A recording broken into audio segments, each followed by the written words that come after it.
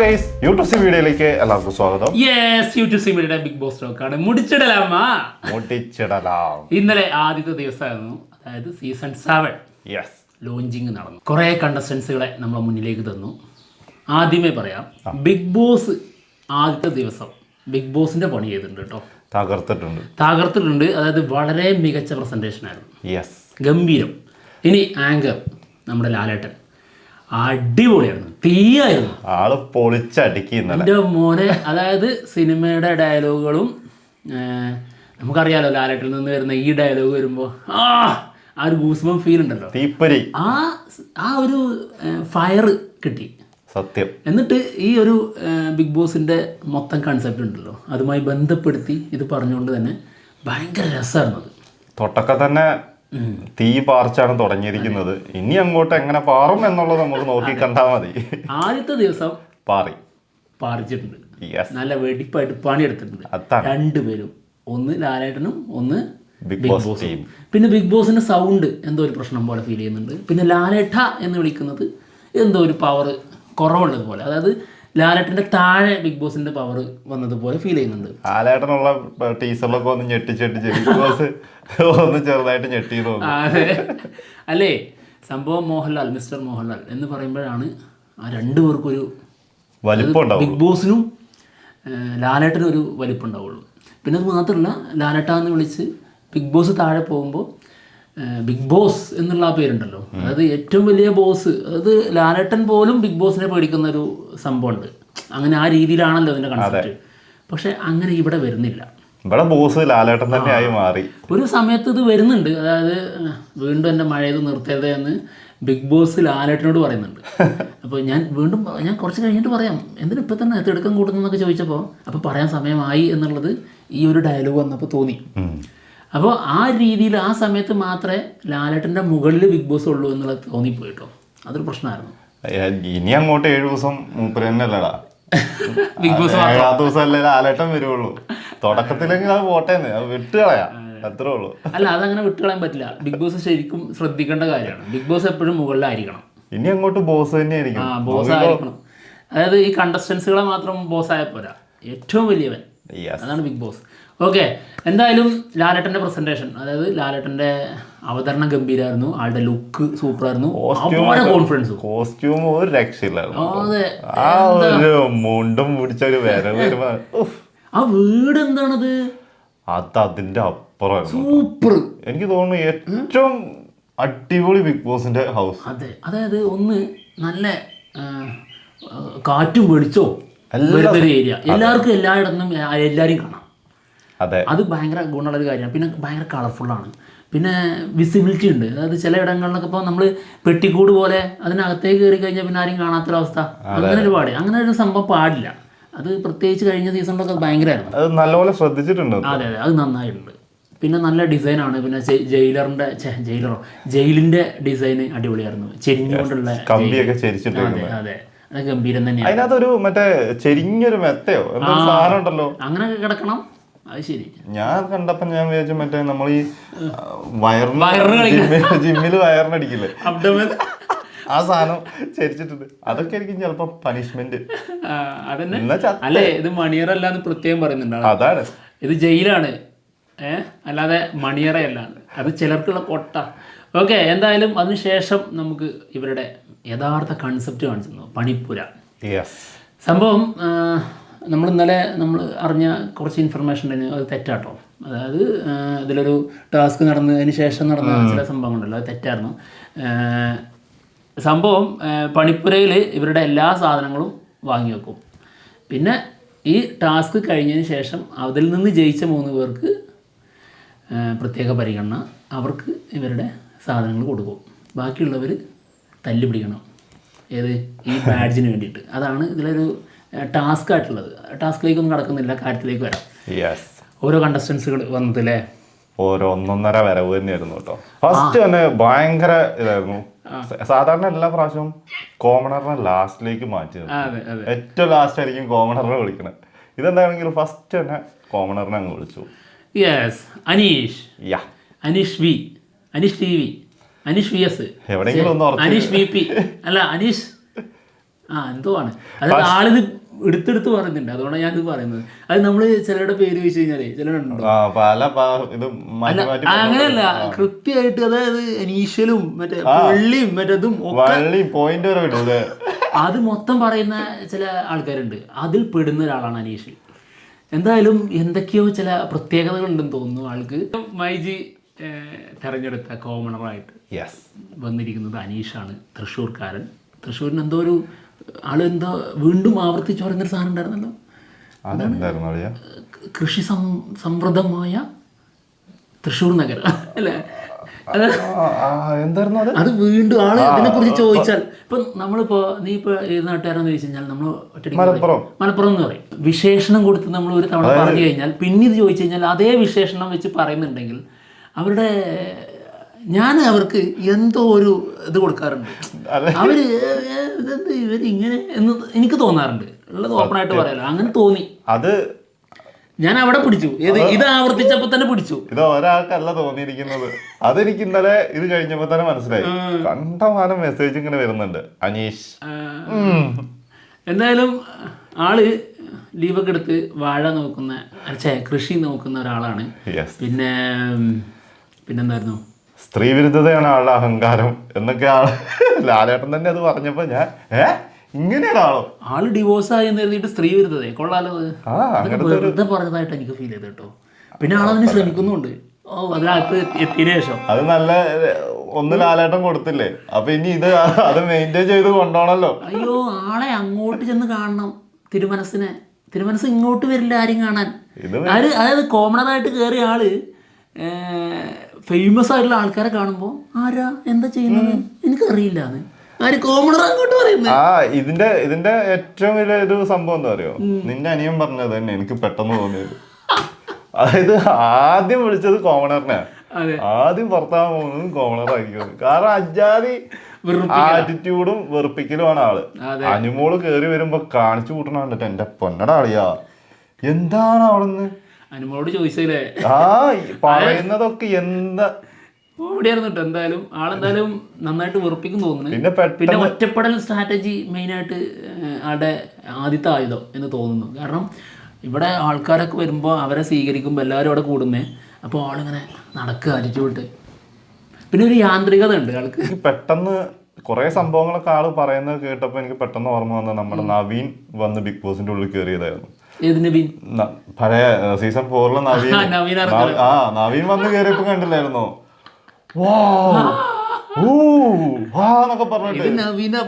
ഇതിനേക്കാളും കൂടി ഇത് തൻ്റെതായി എന്നുള്ള ഞാനാണല്ലേ ഇവിടെ ആദ്യത്തെ, ഇനി ഇത് എന്റേതാണെന്നുള്ള രീതി. എന്നിട്ട് അനുമോളെ കയറണ്ടാവും നിന്റെ വീടാണ്, എന്നോട് ഇവിടെ നിൽക്കാനേ പറഞ്ഞിട്ടുള്ളൂ എന്നൊക്കെ ഞാൻ കണ്ടിട്ടില്ല ഇങ്ങനെ. നീ ഏതാ ഇങ്ങടല്ലേ, നീ ഏതാ? അതൊന്നും ഇവര് ചോദിച്ചിട്ടില്ലല്ലോ. അനുമോള് ഞെട്ടിപ്പോയി, വല്ലാത്ത ക്യാരക്ടർ തന്നെ. എന്താണെങ്കിലും ഒരുപാട് തിന്നുന്നില്ല. അത് ഫസ്റ്റ് ദിവസം തന്നെ ഒരാളെ മാത്രം തിന്നുന്നത് ശരിയല്ലല്ലോ. ശരിയില്ലായിരുന്നില്ല, നമ്മളത് മുടിച്ചിടലാമ എന്നുള്ളതാണ് നമ്മുടെ പണി വരുന്നുണ്ട് എന്നുള്ളത്. അവിടെയാണെങ്കിൽ ഞങ്ങളത് മുടിച്ചിടലാമെന്നാണ്. കുറച്ച് കഴിയുമ്പോഴത്തേക്കും ചെയ്യാം. അതെ, തുടങ്ങിയിട്ടല്ലേ ഉള്ളൂ. അനീഷ് അവിടെ നിൽക്കട്ടെ, എന്തായാലും രസമുണ്ട്. ഞാൻ ഇന്നലെ എന്റർടൈനിങ് ചെയ്തത് ആളെ വെച്ചിട്ടാണ്. ആളെ ഞാൻ നോക്കി നിൽക്കുന്നത്. അതായത് ഒരാളെ അകത്തേക്ക് കയറി വരുമ്പോൾ ആളെങ്ങനെ പ്രതികരിക്കുന്നത് കാണാൻ പല സമയങ്ങളിലും കാണാനേ ഉണ്ടായിരുന്നില്ല. കാരണം ആൾക്കെന്തോ ഞാൻ കരുതിയേ ഒരു സമയത്ത് ആളെങ്ങനെ പിൻവശത്തെ അതിന് വഴി ഓടിയോന്ന് പുറത്തൊക്കെ. ഏതായാലും എങ്ങനെ ഉണ്ടാവുന്നുള്ളതൊക്കെ നമുക്ക് ഇന്ന് മുതൽ അറിയാം. ഓക്കെ, എന്തായാലും അനീഷ്. ഓക്കെ, അനുമോൾ അടുത്തതായി വന്നത് അനുമോളാണ്. അനുമോളുടെ നല്ല ഒരു ഡാൻസ് ആയിരുന്നു, നല്ല ലുക്കായിരുന്നു. ഇവന്റെ സ്വന്തം ആളാണ് അനുമോൾ. നല്ല രസമുണ്ടായിരുന്നു. ഇത് വെറുതെ പറയുന്ന കേട്ടതൊക്കെ. അതെ. പിന്നെ അടുത്തത് ആര്യൻ ഭയങ്കര കിടിലൻ ആറ്റിറ്റ്യൂഡ്, കിടിലൻ ലുക്ക്, നല്ലൊരു കോൺഫിഡൻസ് ഉള്ള പ്ലെയറായിട്ട് ഫീൽ ചെയ്തു. അടുത്തത് കലാഭവൻ സരികയാണ് വന്നത്. കോൺഫിഡൻസ് ഫീൽ ചെയ്തു. പിന്നെ നന്നായിട്ട് സംസാരിക്കുന്നുണ്ടായിരുന്നു, ഒരു പതർച്ച ഉണ്ടായിരുന്നില്ല. ആള് സംസാരിക്കുന്ന കാര്യത്തിലുള്ള ആള് പുലി തന്നെയാണ്. അതെ അതെ അതെ. അടുത്തത് അക്ബർ ഖാൻ, നല്ല എൻട്രി ആയിരുന്നു, കോൺഫിഡൻസ് ഫീൽ ചെയ്തു, നല്ലൊരു മത്സരാർത്ഥി ആവാനുള്ള എല്ലാ സാധ്യതയുണ്ട്. പിന്നെ RJ ബിൻസി കുറച്ചധികം സംസാരിക്കുന്ന കൂട്ടത്തിലാണ്. ആള് തന്നെ അത് മാത്രമല്ല, അതായത് ആളെ നിയന്ത്രിച്ചിട്ടില്ലെങ്കിൽ ഞങ്ങൾ നിയന്ത്രിക്കുന്നതാണ് എഡിറ്റർ നമുക്ക് കാണിച്ചു തന്നത്. കട്ട് ചെയ്ത് കളഞ്ഞ് അത് കണ്ടവർക്ക് കൃത്യമായിട്ട് അറിയാം. അതായത് ഒരു വലിയ സ്പീച്ചാണ് നടത്തിയിട്ടുണ്ട് തോന്നുന്നു. അതായത് വീട്ടിലെ അകത്തേക്ക് പോകാമെന്ന് പറഞ്ഞ് കൈ കൊടുക്കുന്നതിന് മുമ്പായിട്ടുള്ള ഒരു വലിയ പോർഷൻ കട്ട് ചെയ്ത് കളഞ്ഞിട്ടുണ്ട്. കാരണം അത് വളരെ നന്നായി, ഒന്നാമത് സമയമില്ല. അതായത് ഇവർ സംസാരിച്ച് കഴിഞ്ഞതിന് ശേഷമുള്ള ഒരു എൻഡ് നമുക്ക് മനസ്സിലാവുമല്ലോ, അതിന് മുൻപുള്ള ഭാഗം നമുക്ക് മനസ്സിലാവുമല്ലോ. അപ്പോൾ അതിൻ്റെ ഇടയിൽ എന്തോ സംഭവിച്ചിട്ടുണ്ട്. അപ്പോൾ അത് ബിഗ് ബോസിന് ഇഷ്ടപ്പെട്ടിട്ടില്ല. എഡിറ്റർ കട്ട് ചെയ്ത് കളഞ്ഞ് കോപ്പ് കളയുന്നത്. ഇങ്ങനെയുള്ളവരകത്ത് കയറി കഴിഞ്ഞാലാണ് ഒരു കാര്യം തീരുമാനമാക്കണമെങ്കിലേ സംസാരിച്ച് കുറച്ച് കഴിയേണ്ടി വരും, ഇത് തീരുമാനമായി കിട്ടണമെങ്കിൽ. അതെ. അടുത്തത് ഒണിയൽ സാബു ആണ് വന്നത്. എൻ്റെ അനിയൻ ചോദിച്ചതുപോലെ ഉള്ളി സാബുവോ? അതേത് സാബു? അത് ശരിക്കും ഈ പേര് ഈ ഒണിയൽ എന്നാണ് ഈ പേര് കേട്ട അന്ന് എന്റെ മനസ്സിലും വന്ന സാധനം അതായിരുന്നു. ഒണിയനോ? ആള് നന്നായിട്ട് കുക്കൊക്കെ ചെയ്യും, അതുകൊണ്ട് തന്നെ ആ രീതിയിൽ പേര് വന്നതാണെന്നും സംശയിക്കുന്നു, പറയാൻ പറ്റില്ല. എന്തായാലും കിടിലൻ ആറ്റിറ്റ്യൂഡ്, നല്ല കോൺഫിഡൻസ്, ഗംഭീരമായിട്ടുള്ള ഒരു സ്വാഗതം. ആള് പ്രതീക്ഷ അഡ്വക്കേറ്റ് ആണല്ലേ? അഡ്വക്കേറ്റ് ആയിരുന്നു. ഓക്കെ. പിന്നെ ബിന്നി സെബാസ്റ്റ്യൻ, ആൾക്കും നല്ല കോൺഫിഡൻസ് ഉണ്ട്, നല്ലൊരു കണ്ടസ്റ്റൻ്റ് ആണെന്നുള്ളതാണ് തോന്നുന്നത്. ഈ ടാസ്ക് കൊടുത്തില്ലേ റെനീഷ, അതിൽ 3 പേരാണ് വിന്നറായിട്ടുള്ളത്. ഒന്ന് ആര്യൻ, ഒന്ന് നമ്മുടെ ഷാനവാസ്, പിന്നെ ബിന്നി. യെസ്. ഓക്കെ. അതിൽ ബിന്നി സെബാസ്റ്റ്യൻ അതായത് ഏക ഫീമെയിൽ കണ്ടസ്റ്റൻ്റ്, അതായത് ആ 3 പേരിൽ. പിന്നെ അഭിശ്രീ കുഴപ്പമില്ല, നന്നായിട്ട് ഡാൻസ് ഒക്കെ ചെയ്തിട്ടാണ് പോയത്.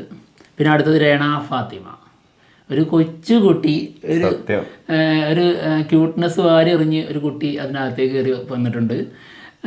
ആൾക്ക് സാധാരണ നമ്മളൊക്കെ ചിലർ പറയാറില്ലേ ഒരു എല്ല് കൂടുതലാണ്, ഇതിൽ എല്ലല്ല കൂടുതൽ, ഒരു വാല് കൂടുതൽ. കണ്ടായിരുന്നോ അങ്ങനെ ഒരു വാല് ഇങ്ങനെ തൂക്കി കിടക്കുന്നത്? നിങ്ങൾ ശ്രദ്ധിച്ചാണ്. ഞാൻ ആ വാലിൽ നോക്കിയിരിക്കായിരുന്നു, എന്തിപ്പോ ഈ കുട്ടിക്ക് ഒരു വാല്. ഏതായാലും കൊള്ളാം.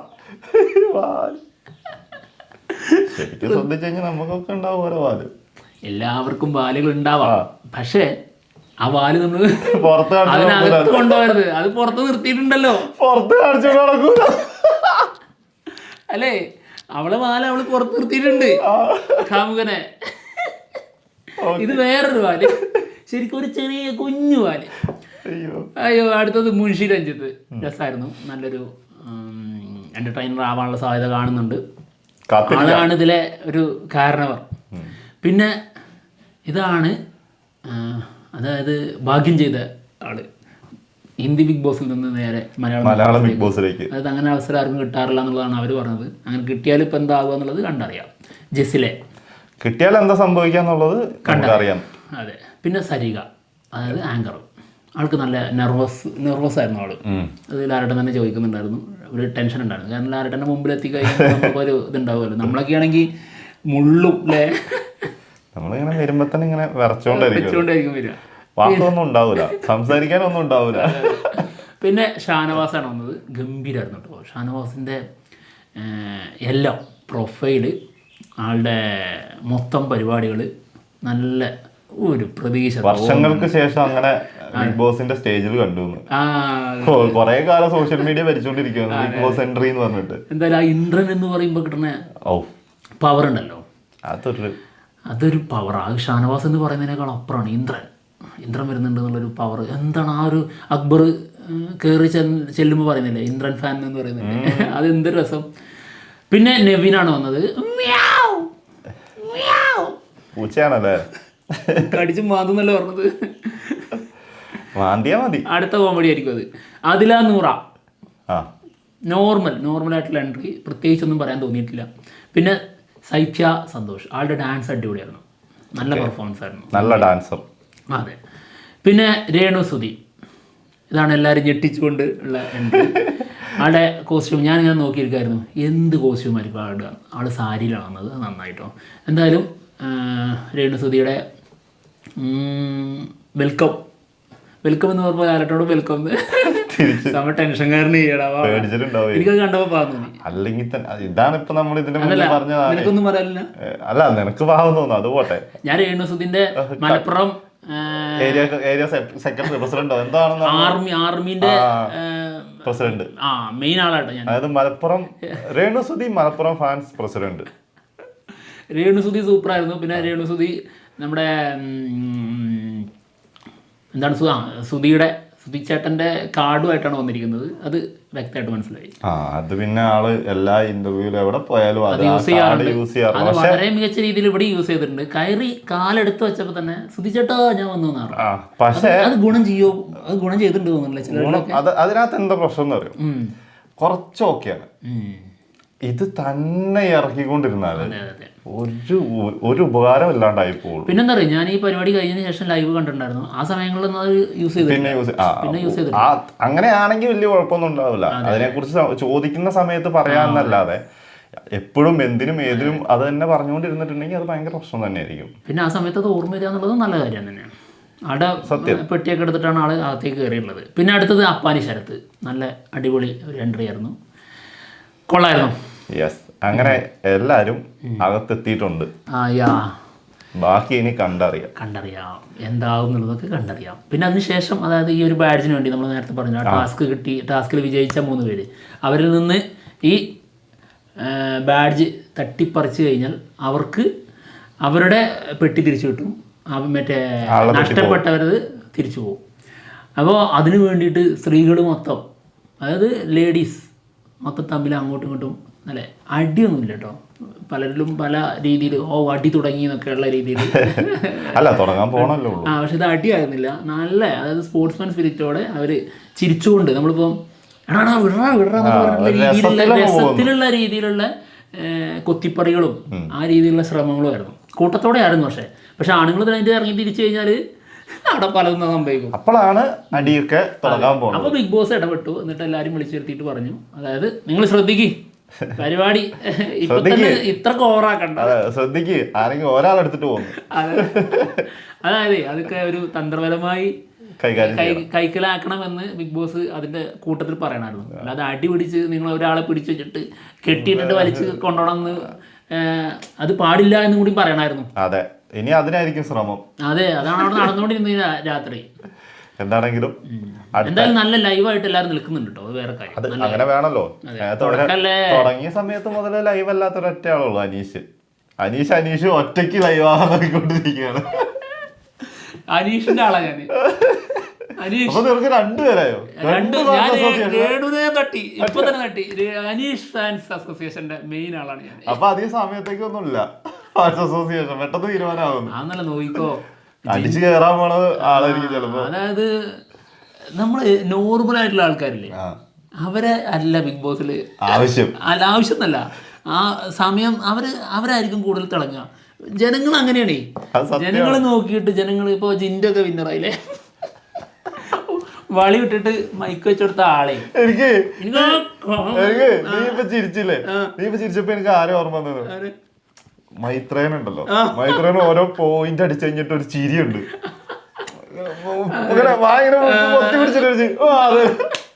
ആ സാധനം എനിക്ക് ഓർമ്മ വന്നത്.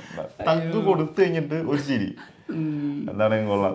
അത് അതിന്റെ ഇടയ്ക്ക് ആ പറഞ്ഞ സാധനം ഉണ്ടല്ലോ, വളിയല്ലേ, വളി വിട്ടിട്ട് അതിന് മൈക്ക് വെച്ചെടുത്ത ആളാണ് ഞാൻ. എന്റെ ബിഗ് ബോസ് ചരിത്രത്തിൽ അങ്ങനെ ആളെ ഞാൻ കണ്ടിട്ടില്ല. എന്നിട്ടും അയാളെ വിന്നറാക്കിയ ആൾക്കാരല്ലേ ഇവിടെ ഉള്ളത്. അപ്പൊ പലതും സംഭവിക്കും. അതുകൊണ്ട് ആര് എന്തെന്നുള്ളത് നമ്മൾ ചെയ്യുന്നില്ല, നമുക്ക് പറയാനുള്ള ഞങ്ങളവിടെ ഇരുന്ന് പറയാം, അത്രേ ഉള്ളൂ. അപ്പൊ എന്തായാലും ഞങ്ങള് ഉടനെ തന്നെ വരാം, പോവാണ്. സ്ത്രീവിരുദ്ധൻ അവിടെ അമ്മയൊക്കെ പിടിച്ച് എന്റെ അമ്മ എന്നൊക്കെ പറഞ്ഞ് പരിചയപ്പെടുത്തിയിട്ടുണ്ടായിരുന്നു. സ്ത്രീവിരുദ്ധൻ എനിക്ക് സ്ത്രീവിരുദ്ധത എന്ന് പറഞ്ഞ ഒരാളെ പ്രത്യേകം പരിഗണിച്ച് കാണിക്കുക എന്ന് പറഞ്ഞാൽ എനിക്ക് അതിനേക്കാളും വലിയ ദേഷ്യം വേറല്ല. കാരണം ഇവരൊക്കെ ജന്മെടുത്തത് ആരെ മാറ്റുന്ന, അതാണ് അതിനകത്ത് ഏറ്റവും വലിയ. അല്ലെങ്കിൽ ഇവന്മാരെയൊക്കെ ആണുങ്ങൾ പ്രസവിക്കണല്ലോ. അങ്ങനെ ഇനി സമയം ഉണ്ടോ നമുക്ക് കൊടുക്കാം. അല്ല, സ്ത്രീവിരുദ്ധത എന്നൊക്കെ പറഞ്ഞു വിട്ടുകളാ, നമുക്ക് ഇനി സമയം ഉണ്ടല്ലോ. ഈ സ്ത്രീവിരുദ്ധത എന്ന് പറഞ്ഞിട്ട് ഈ അമ്മ ഉണ്ടാക്കി കൊടുക്കുന്നത് കഴിക്കണം, ഈ അമ്മന്റെ എല്ലാ പരിപാടിയും ചെയ്തു കൊടുക്കണം. എന്നിട്ട് അവനൊരു അല്ലെങ്കിൽ അവൻ ജനിച്ച ഉടനെ അവനക്ക് ബോധം വന്ന സമയത്ത് അവൻ തിരിച്ചു കയറണമായിരുന്നു. അമ്മേ ഞാൻ സ്ത്രീവിരുദ്ധനാണ്, ഞാൻ അച്ഛൻ്റെ വഴി വന്നോളാം. അല്ലാതെ എനിക്ക് വയ്യ, രാവിലെ തന്നെ ഹോമായാലോ. പിന്നെ അല്ല, അപ്പൊ എന്തായാലും പോവാണ്. കാണുന്നില്ലേ?